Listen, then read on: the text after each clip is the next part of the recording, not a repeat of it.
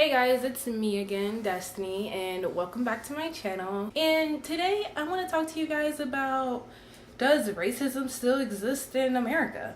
Now, before you answer what yeah, that's pretty obvious. Like, come on, Destinee, have you seen the Michael Brown case? Like, have you seen the Sandra Bland case? Like, before you just start thinking about of course racism still exists, hear me out for a second. Just hear me out. I've actually noticed a shift in that people actually believe that we live in a post-racial society. Now, rather if I believe that we actually live in a post-racial society doesn't really matter, because I want to talk to y'all about those reasons why people actually believe that we live in this post-racial society. And yeah, I'm currently taking the African American politics class at my university, and at first I just thought that it was just like a bunch of like conservative people that don't really know any other type of mindsets that were actually thinking this kind of way. But it wasn't until I actually read in one of the books that we're reading for the class, and I actually will post the book in the description box down below so y'all can perhaps even check out that book. I'll even put in specifically what chapter that I read this in. But yeah, the book was really interesting because it basically talked about how that this mindset, or that we live in a post-racial society, occurred during the Obama administration back in 2008.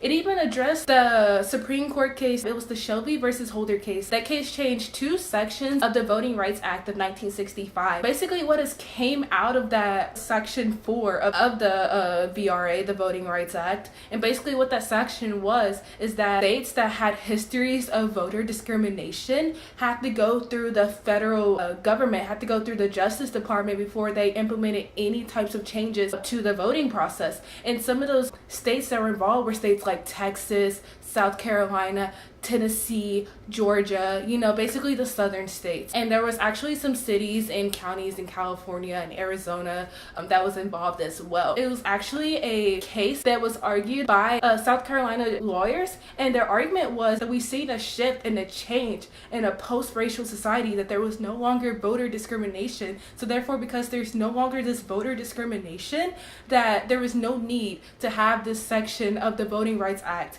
anymore, because it was basically null and void. It didn't apply anymore. And so I was like, wow, this is very interesting, because I feel like I'm seeing that right now. Today I've had people respond to me in Facebook comments, because if y'all know me and y'all scroll through my Facebook, y'all basically just see me posting something very political, you know, expressing my opinion, doing my thing that I do usually, sometimes getting on people's nerves, sometimes, you know, causing people to block and delete me, whatever. And I have people coming back and stuff. Some people are arguing, some people are saying bad names, some people are legitimately trying to have a conversation. And basically what I discovered from those posts and those opinions that I received from other people is that they truly believe that we live in this post-racial society. And it really surprised me, and I was like, well, I don't know if it's because it's the color of my skin, the fact that we were getting hosed down in the streets, and that we had segregation, and you know, like Browns versus Board of Education, like all these things happened not too long ago. And the fact that it hasn't happened too long ago, like my own grandmother, for example, experienced all this stuff. My own grandmother and my grandfather actually graduated from an all-black high school in the same hometown where I graduated from.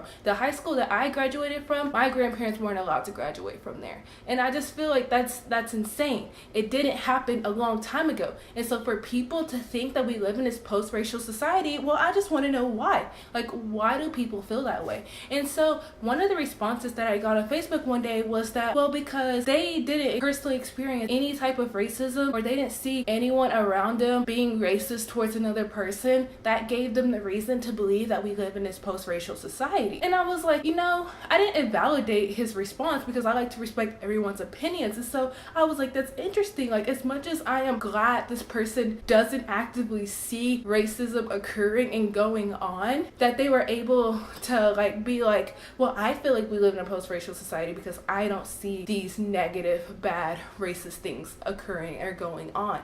Thought to myself, I was like, well, Destinee, you never actually actively been discriminated against, or anyone's never been like direct racist towards you. So how come you don't think we live in a post-racial society? And I thought again to myself, I was wondering, well, is it because of the color of my skin? When I think of these topics and these subjects and stuff, I see it as them not happening too long ago. And by taking this African American politics class, I've learned a lot so far. I've learned that basically that the way our political process work and the way politics work in America is to keep the majority on top. That's their agenda. They want to maintain their power. Everything that happens in the American political process happens for a reason. The people that are on top for a reason. Have you realized that the main people that are congressmen, congresswomen, the people that are becoming president, people that take high positions at Capitol Hill all attended Ivy League school, and it's made to keep that way. It's been made to be that way. Basically, it's been made for the elite to always stay the elite. And so it just struck me as really interesting to start thinking that, you know, all of these things happen for a reason. What was really even more interesting is the fact that my teacher pointed out that different societies and civilizations use different means and methods to maintain power, and here in the United States we just so happen to use the color of our skin. That's it. Other countries use gender, like, you know, they use a hierarchical structure for men to maintain power, and that's what they use. They use the fact that this idea, and I wouldn't say fact at all, but this idea that men are stronger, men are wiser, men are, for whatever reason, are better than women, and so therefore they use those methods, those ideas to basically maintain power. In other countries they use wealth. Here in the US we have used race, and we have always used race as a method or means to maintain power. We even went far to the extent to try to bring in science to genetically prove that the European white race is more better than the black race that somehow because my color of my skin is darker, that I'm not a human, or I'm only able to be just partly human, just enough to be counted in the southern slave population so we can make their population greater. And so back to the question, are we living in a post-racial society? Honestly, I think that's only for you to decide. Thanks, guys.